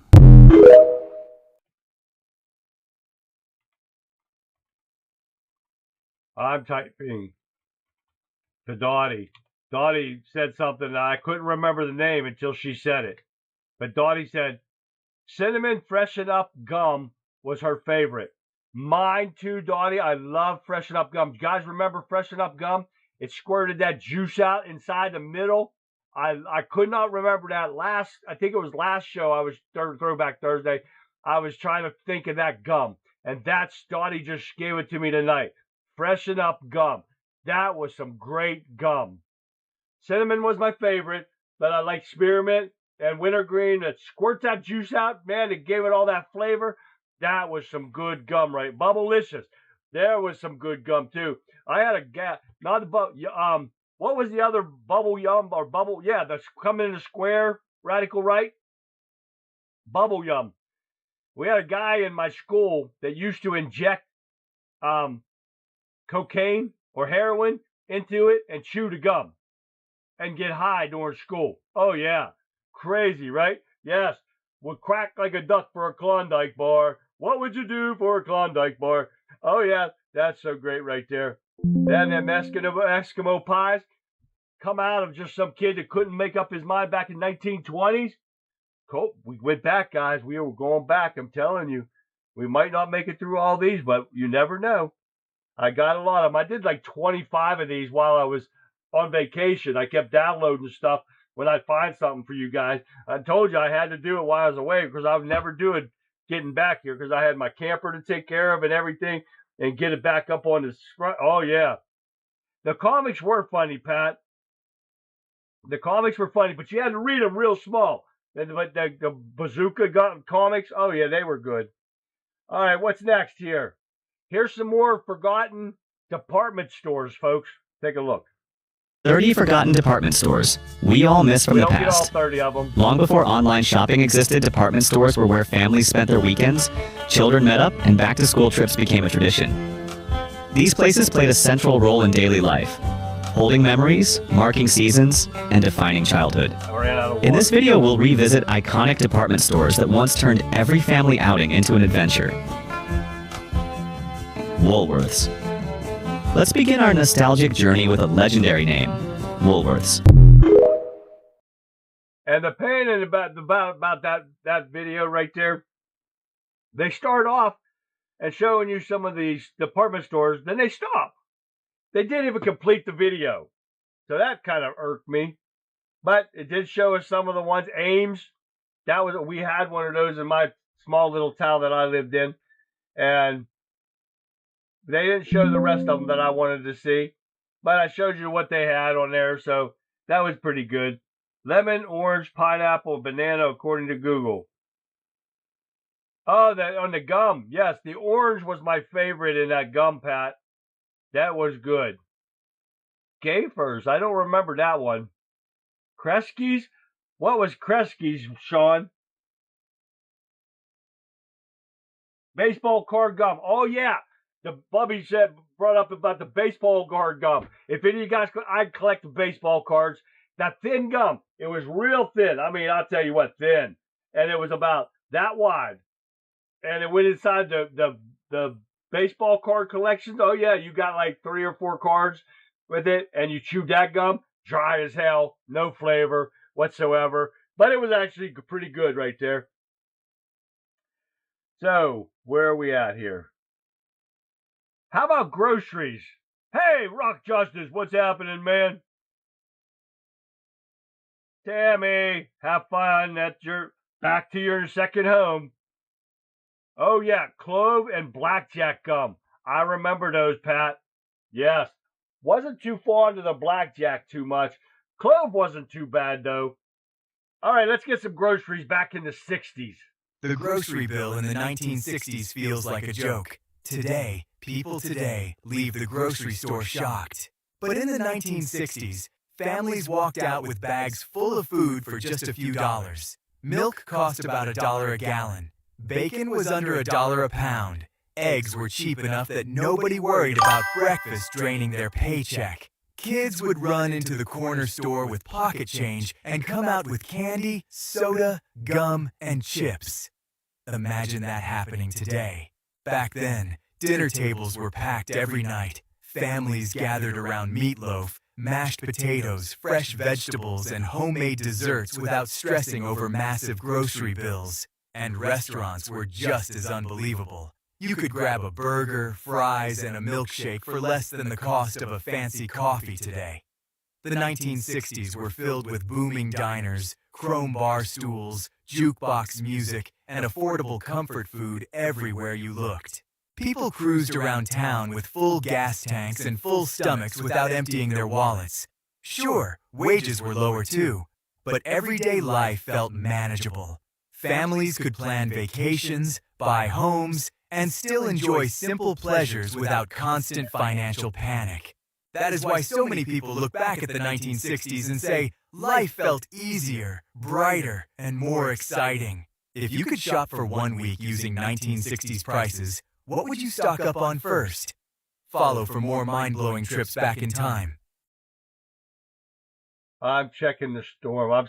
We've got a storm going on here. So if I go dark, you guys know it's going to be over and it is raining.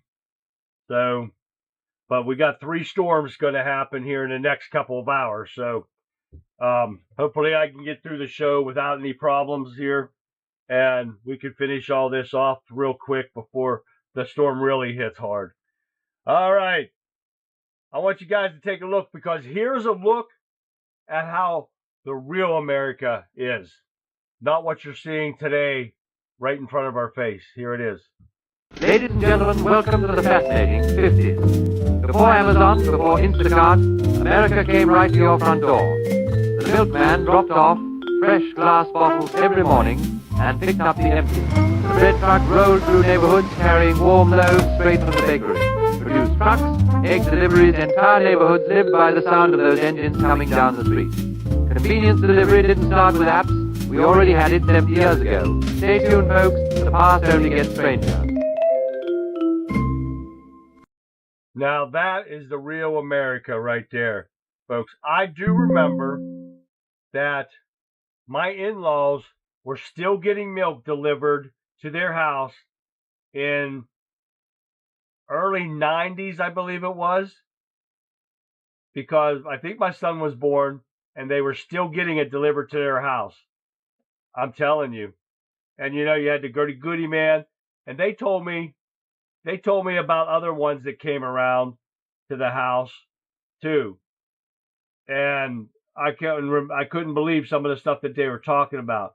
Rock candy. You love that rock candy. Pop Rock. You put the Pop Rocks in your mouth and they snap all over it. Oh yeah.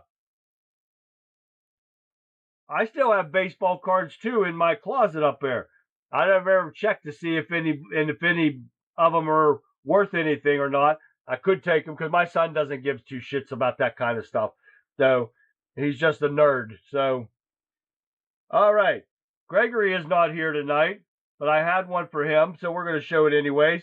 But I want you guys to see how truck drivers survived. And this was back in the 1920s, I think it was. But how did they survive in the wintertime? Take a look. Picture this. It's 1925. A truck driver has been behind the wheel since before sunrise. The cab has just a wooden bench seat and an open window. Night falls. He's exhausted. There's no truck stop, no motel built for a vehicle his size. So he climbs out of the cab, walks around to the back of the truck, opens a small compartment bolted to the frame, and crawls inside feet first. He pulls the door shut behind him. No light, no ventilation, no room to stand up, no room to turn over. Drivers had one name for it, the coffin. And here's the question that nobody has ever fully answered. Why did thousands of truck drivers willingly sleep in something that sounds completely miserable? That answer is more surprising than you'd expect, and it changed trucking forever. There are three parts to this story. First, why the road gave these drivers no choice, and how every alternative available to them failed. Second, what a night inside the coffin actually felt like. Summer and winter. Because those were two completely different experiences, and both of them were brutal. And third, the real reason thousands of drivers not only used these things but actively defended them. This is the part of the story that most people get completely wrong. By the end of this video, you will never look at a modern sleeper cab the same way again. In 1914, there were fewer than 15,000 miles of paved road in the entire United States. Today, there are 4.2 million. Early truck drivers weren't driving on highways. They were driving on dirt tracks and gravel paths that turned into mud rivers when it rained. A journey that takes 10 hours today took 3 to 5 days in the 1920s. But here's the part that made sleep a survival issue, not just a comfort one. Before 1935, there were no hours of service laws, no legal limit on how many hours a driver could stay behind the wheel. Companies pushed drivers as long as they could go, and drivers pushed themselves further, so you had men covering distances nobody had covered before by truck, on terrible roads, in open cab vehicles with no insulation, no windshield. How did those guys do it? I would like to see Gregory see that one. But hey, we got Mark from the UK told me he still has a milkman today. Oh yeah, that still delivers glass bottles. That would be freaking awesome. One thing UK's got going for him there, he says he gets fresh milk from a dairy in a glass bottle. That would be freaking awesome. You will not see that in the States, Mark. But I don't, Mark, you imagine Gregory driving a truck like that? Oh my God, he would not do it. No, he would not. Here's some old inventions, guys. And I can't remember if these was the ones that I wanted to see or not, but check these old inventions out. Back in the 1920s, this electric toaster could toast 2 slices at once. And with the push of a button, it would automatically flip the bread over. Pretty advanced for its time. That same era also gave us this razor blade sharpener. Once the blade was locked in place, turning the handle would rotate the grinding mechanism while automatically flipping the blade, making sure both sides were sharpened evenly. This pencil sharpener from 1897 used a hand crank gear system as you turn the handle. Both the cutting wheel and the pencil rotated together, carving out an incredibly smooth and perfectly shaped tip. Then came this 1907 sharpener, with an all-metal body and a vertical pencil mount. The hand crank drove the cutting blades with amazing precision. The sharpening angle stayed perfectly consistent, and even the wood shavings looked like artwork. Here's a coin sorter from 1931. By turning the crank coins, moved along tracks where different sized holes separated them by diameter. This milkshake mixer from the 1890s held a container of milk in a top bracket, turning the wheel-powered linkage system that rapidly shook the container back and forth, mixing everything evenly. For workers making hundreds of milkshakes a day, it saved a lot of arm strain. That's crazy. I did not watch those ones. I didn't watch them all the way through. Now that's crazy, that milkshake maker. I'll be damned. All right, guys, this one is people in the 1800s tried to predict the 2000s. Wait till you see this. People in the 1800s tried to predict the year 2000. Most of them were stupid. A few were horrifyingly accurate. Number 1. In 1900, an article called Predictions for the Year 2000 in Ladies' Home Journal said Americans would communicate wirelessly across vast distances using devices smaller than a hand. That was a description of a cell phone written 73 years before the first one was invented. Number 2. Nikola Tesla predicted in 1926 that we will be able to communicate with one another instantly, irrespective of distance, and we shall see and hear one another as if face to face. He literally described FaceTime 80 years early. He also said the technology would fit in a vest pocket. Number 3. In 1893, an engineer named John Watkins wrote that Americans in 2000 would be able to send images through the air to be displayed on screens in real time. He described live television. He also predicted gigantic refrigerated trains delivering tropical fruit to northern cities year-round. That's basically modern supply chain logistics. Number 4. Jules Verne predicted in 1865 that humans would reach the moon by launching them from Florida using a giant projectile. The actual Apollo 11 launch site is in Florida. The projectile shape matched, the crew size was right, and the splashdown location was within 3 miles of where Verne had described. Halfway. The next one is so accurate, it feels like he had a time machine. Number 5. Mark Twain, in 1898, wrote a short story describing a telelectroscope that connected everyone in the world through the daily doings of the globe. He described a system where people could see and read each other's content from anywhere, in any country, at any time. He predicted the internet 90 years early with a working business model. Number 6. In 1909, Nikola Tesla also predicted that humans would eventually carry pocket-sized phones. He said they would be able to stream the news, music, and faces of loved ones. He was mocked publicly for the prediction. He was off by exactly 98 years. Number 7.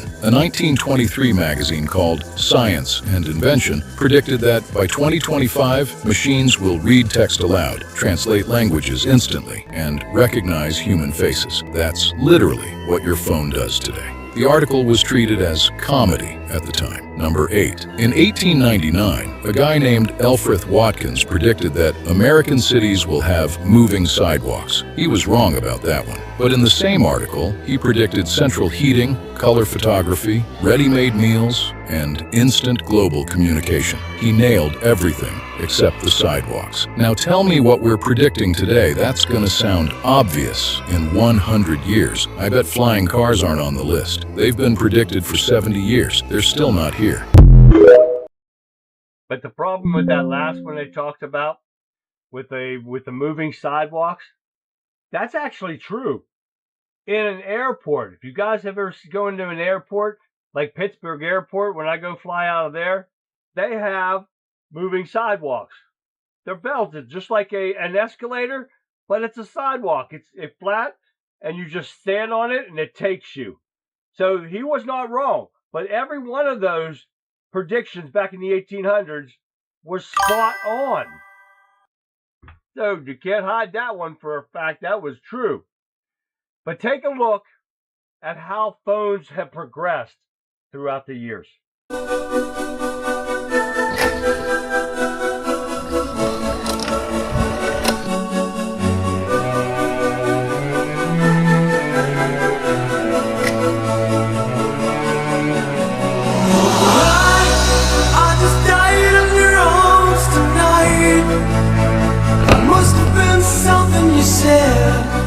I just died in your arms tonight.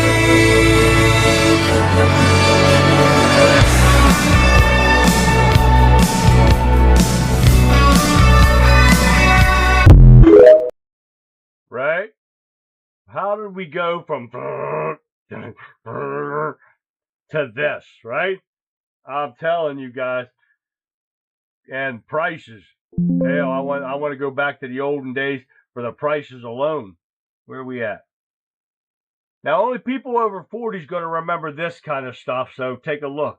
Things only people over 40 will remember. If you remember these, you've earned your gray hair. Number 1. Rotary phones with cords so short you had to sit right next to the wall. And if someone picked up the extension, you'd hear yourself echo until you screamed, "Hang up!" Number 2. TV channels that signed off at midnight. The national anthem played, the screen went to static, and you were left staring at snow until the next morning. Number 3. Blowing into a Nintendo cartridge to make it work. Nobody knew why it worked, it just did. And if it didn't, you blew harder. Number 4. Cigarette vending machines in restaurants and bowling alleys. You could walk up with a handful of quarters and buy a pack. Nobody carded you. Nobody cared. Number 5. Rolling down car windows with a crank. No buttons, just elbow grease. And if you were a kid in the back seat, you were the designated window operator for everyone. Number 6. Film cameras where you had to wait weeks to see your photos. You dropped the roll-off at the drugstore, crossed your fingers, and hoped at least half of them weren't blurry or missing heads. Number 7. Calling a movie theater for showtimes. You dialed the number,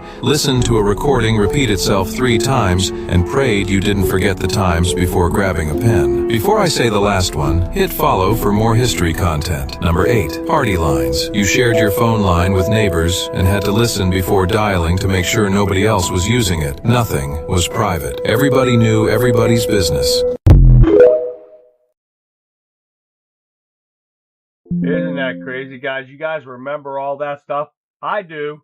I remember party lines and all that stuff. Oh yes, Rock Justice said it right. When the TV channels would go off the air, he said it used to play the anthem and the flag when there was only 3 channels on a TV. You guys remember that? I remember that too. Rock just brought that up. That's for sure. All right, guys, let's see what we got here. We're getting close to the end here, so let me find out where I'm at and where we're going to get to.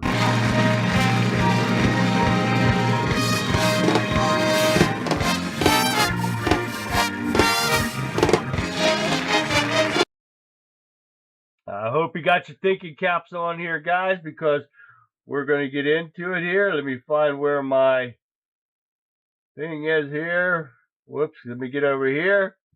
And here we go. I hope you got your thinking caps on because we're going to see how many you guys know. And I got to try to stop this on time. So we'll see what happens if I'm quick enough. Movies? Try to guess these from their brief descriptions. Question 1. A lion cub's journey to reclaim his kingdom.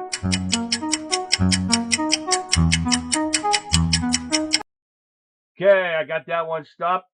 So you guys here, these are quick responses.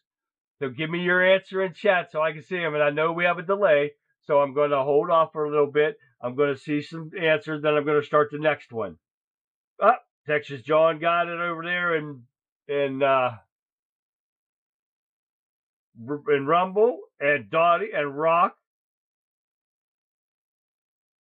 and Sean and Bubs.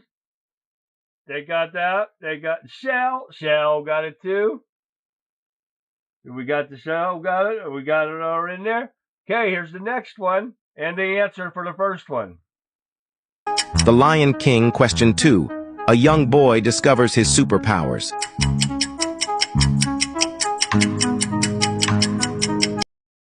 Okay, there's the second one. We got right on other one. Texas John got it. And everyone's in there. Sean, Rock, Dottie, everybody, Bubs, Shell, everybody got that right in there over there. Now, what about this one? That's what I think, John. I don't know this one. I mean, I didn't watch it. So that's what I'm guessing too, John. So we're going to see what happens. Let me see if I get some other ones over there. Okay, Bub answered. Dottie answered. I don't know the answer to this because I didn't watch it. I did watch the first one, so I can't say I didn't. I did not watch the rest. So we're going to see what happens right here. Okay, that's what Radical Right's going with that. So we're going to see what happens. Here we go. And then the third one will come right after the answer. Shazam. Question 3. Astronauts seek a new home for humanity.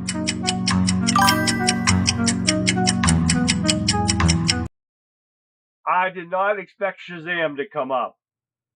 You guys ever watch Shazam? I thought Superman, just like Texas John did, and Bubs and Dottie and everybody. And it wasn't Mufasa, no. But Sean said Sixth Sense, which was a good one. The guy said, I see dead people. That's where he saw dead people. I did not see that one. But this one, I don't know the answer either.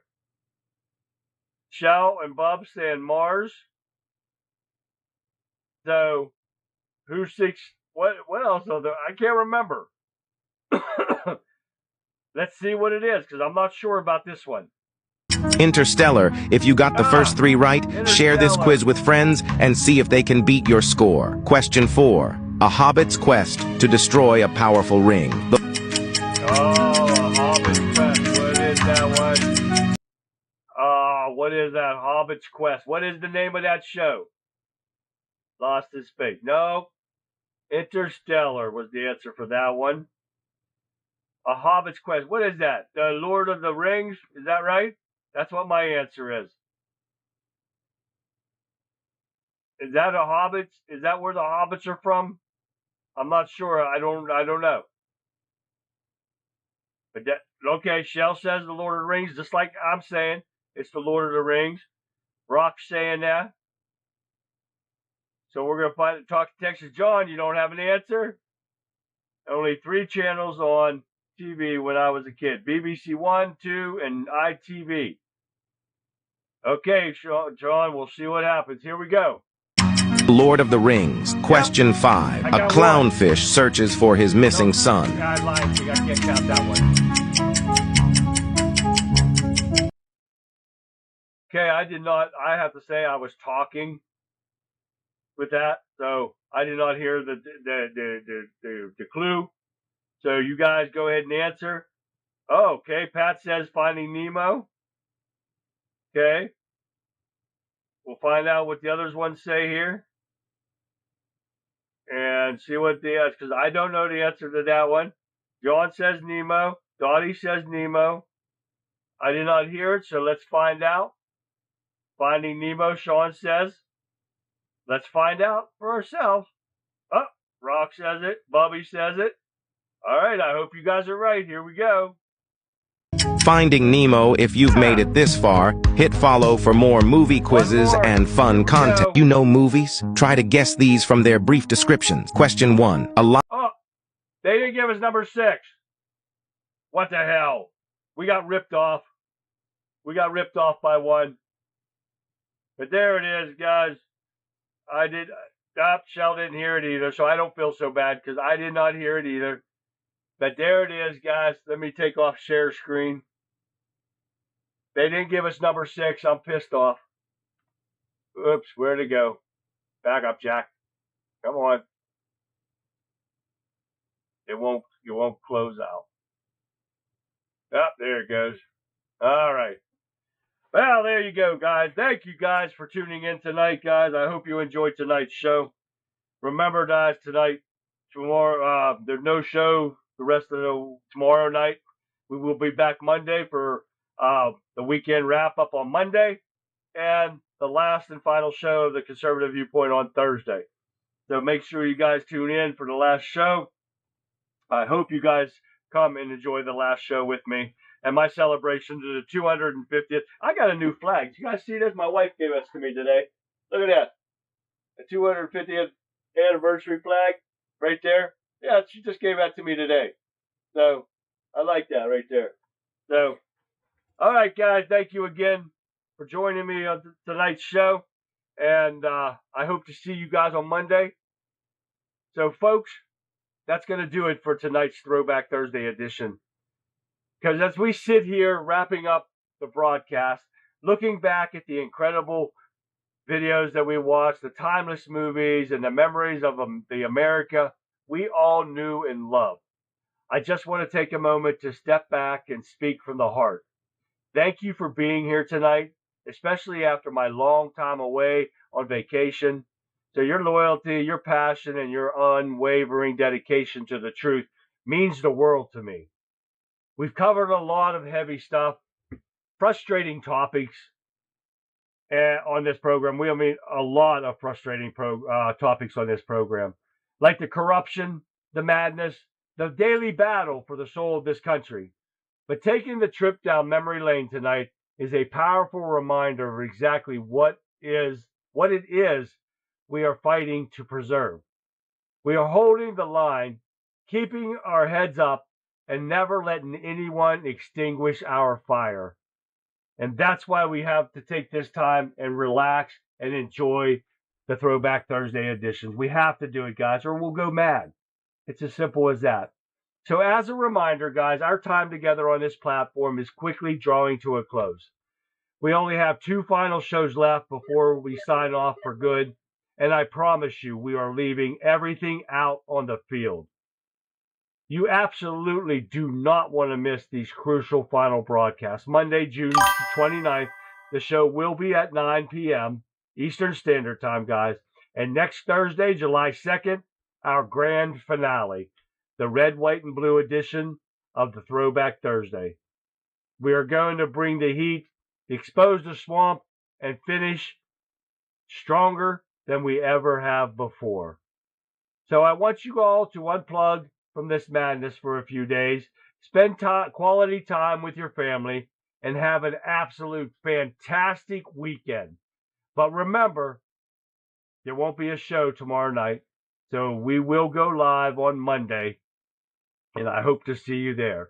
So until then, stay safe, stay vigilant, and I will see you back here live on Monday, guys. Have a great weekend. Have a great night. Good night, everyone.